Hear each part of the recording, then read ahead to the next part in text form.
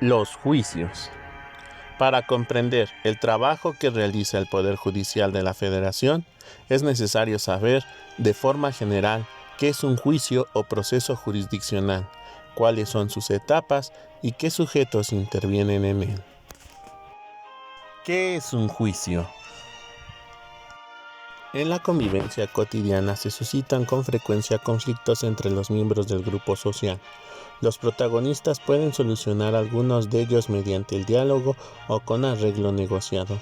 Otros conflictos requieren de la intervención de un tercero imparcial y ajeno a la controversia que ayude a las partes a establecer un acuerdo o bien que dirima el conflicto tomando una decisión basada en las leyes.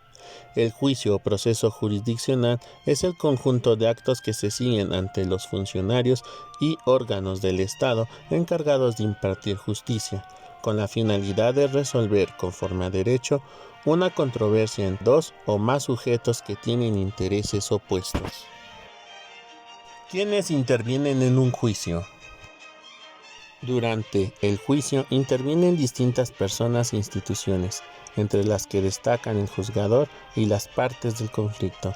Casi siempre estas últimas acuden al juicio representadas por abogados litigantes. A continuación, se describe de manera general el papel que desempeña durante el juicio cada uno de los sujetos mencionados. El juzgador es un órgano integrado por una o más personas cuya función es conducir el juicio y dirimir la controversia aplicando la ley general al caso concreto. Se trata de órganos del Estado competentes para impartir justicia. En el Poder Judicial de la Federación, los juzgadores son los ministros de la Suprema Corte de Justicia de la Nación, los magistrados electorales, los magistrados de los tribunales de circuito, colegiados unitarios y los jueces de distrito. La Constitución y las leyes otorgan a los juzgadores diversas garantías para que puedan desempeñar con imparcialidad su función, de modo que no privilegien indebidamente a una de las partes ni se sometan a presiones o influencias de cualquier especie.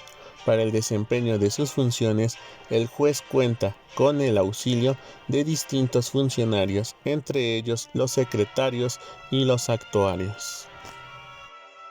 Las partes son las personas cuyos intereses se controvierten en el juicio. En materia civil, las partes se clasifican en actora y demandada.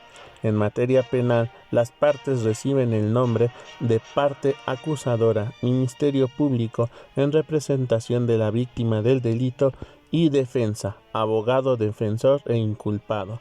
Además de las personas físicas, pueden acudir al juicio en calidad de parte las personas morales, también llamadas personas jurídicas. Este tipo de personas son de carácter privado, empresas y sociedades mercantiles, o público, los poderes de la Unión, de las secretarías de Estado, las entidades paraestatales y los gobiernos de los estados y los de los municipios, por citar algunos ejemplos. Los abogados son profesionales del derecho que asesoran a sus clientes para emprender acciones legales y los representan y defienden durante el juicio. En materia penal, las personas acusadas de un delito que no sean o no puedan contratar un abogado particular tienen derecho a ser representadas durante el procedimiento por un defensor público. El agente del Ministerio Público. En la esfera federal, el agente del Ministerio Público es un funcionario adscrito a la Fiscalía General de la República, dependiente del Poder Ejecutivo, que se encarga de representar los intereses de la sociedad en los juicios penales, civiles o de amparo. Cabe señalar que en materia penal, el Ministerio Público es la autoridad competente para la investigación y persecución de los delitos. En los estados y en el Distrito Federal, la Procuraduría de Justicia y el Ministerio Público local desempeñan funciones similares en los juicios que se ventilan ante los tribunales locales. Los testigos son personas que declaran en un juicio, a solicitud de una o ambas partes, respecto de situaciones o conductas ajenas de las que tienen conocimiento y que guardan relación con los hechos controvertidos en el juicio. Por medio de los testigos, las partes buscan probar o acreditar la veracidad de los hechos en los que se basan sus pretensiones. Los peritos son personas versadas en algunas materias que requieren conocimientos especializados y que auxilian al juzgador en el esclarecimiento de la verdad sobre los datos aportados por las partes en el juicio. Los terceros son personas distintas a las partes que, en ocasiones, pueden verse afectadas en sus intereses con la tramitación de un juicio e intervienen en él para defenderlos. También pueden acudir al juicio para coadyuvar con alguna de las partes. ¿Qué etapas se siguen en un juicio? Las etapas de un proceso varían según la materia de la controversia y las leyes aplicables. En general, las etapas de los procesos judiciales, excepto los de materia penal y administrativa, son las siguientes. De demanda y contestación. En esta etapa, la parte actora presenta la demanda, que es admitida o desechada por el juzgador, según sea o no procedente. Posteriormente, la parte demandada contesta la demanda y, en ocasiones, presenta una reconvención, es decir, una contrademanda. Probatoria. Es la etapa en la que las partes ofrecen pruebas. Si estas son admitidas, se abre un periodo para rendir o desahogar las que no se admiten. Entre los medios de prueba pueden citarse los testigos, la confesión, llamada prueba de posesiones, las periciales, la inspección judicial y los documentos.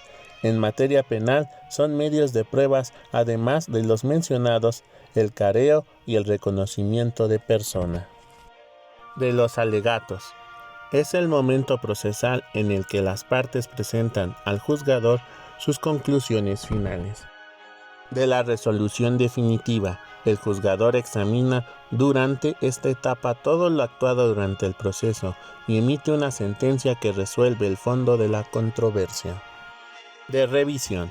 Cuando la sentencia no satisface sus pretensiones, las partes pueden interponer los recursos de la ley para que sean revocada o modificada.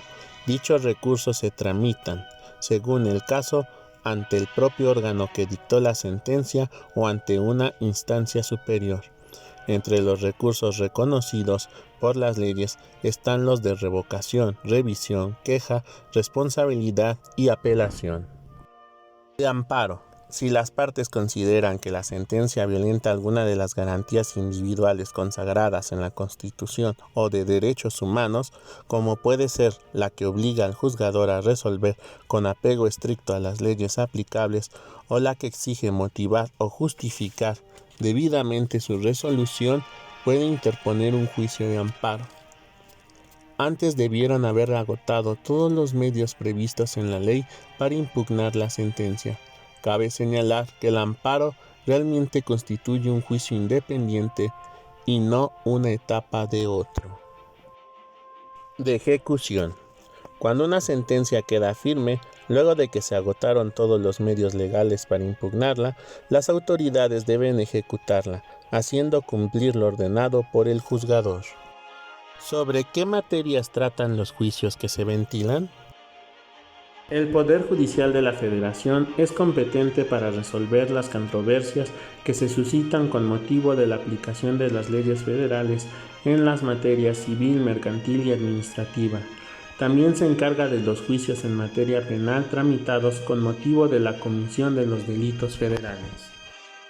Asimismo, el Poder Judicial de la Federación tramita juicios en materia constitucional, entre los que destacan los juicios de amparo promovido con motivo de violaciones a las garantías individuales cometidas en la tramitación de juicios o procedimientos ordinarios en las ya referidas materias civil, mercantil, administrativa y penal, así como en las materias laboral, agraria y fiscal.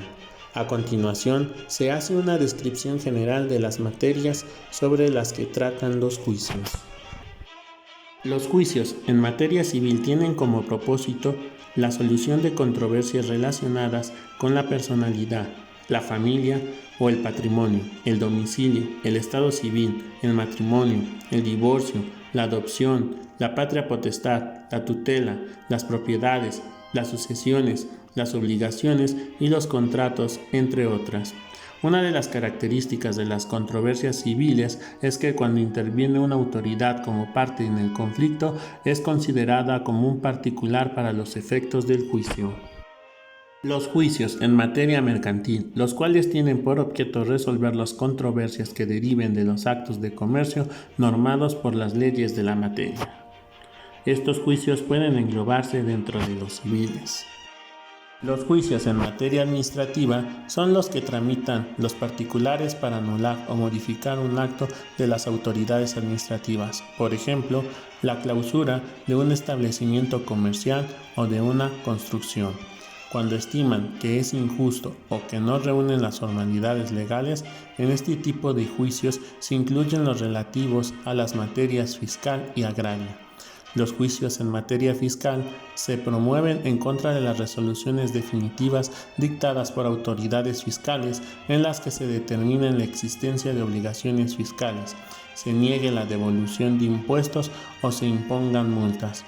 Por su parte, los juicios en materia agraria tienen propósito de resolver controversias derivadas de la tenencia de la tierra ejidal, comunal y de la pequeña propiedad, de los límites de terrenos, de la restitución de tierras, bosques y aguas y de la sucesión o herencia de los derechos comunales y ejidales.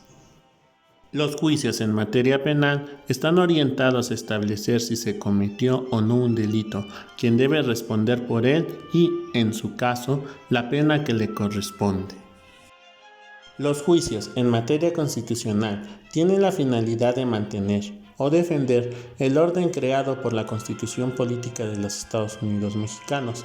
Además de los juicios de amparo, existen otros procedimientos como las controversias constitucionales, las acciones de inconstitucionalidad y los procesos jurisdiccionales en materia electoral.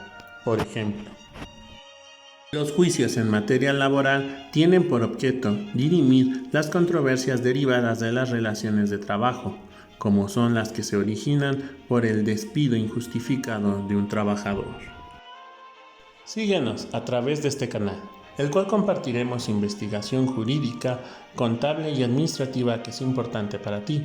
Si te gustó el video, suscríbete y dale un like con una manita hacia arriba y toca la campanita. Si necesitas nuestros servicios, comunícate con nosotros a los siguientes números. También nos puedes escribir a nuestro correo soyuricac@gmail.com. Nos encontramos ubicados en Zumpango número 12, Colonia Isidro Favela, Tlalnepantla, Estado de México, código postal 54110. Hasta la vista, amigos.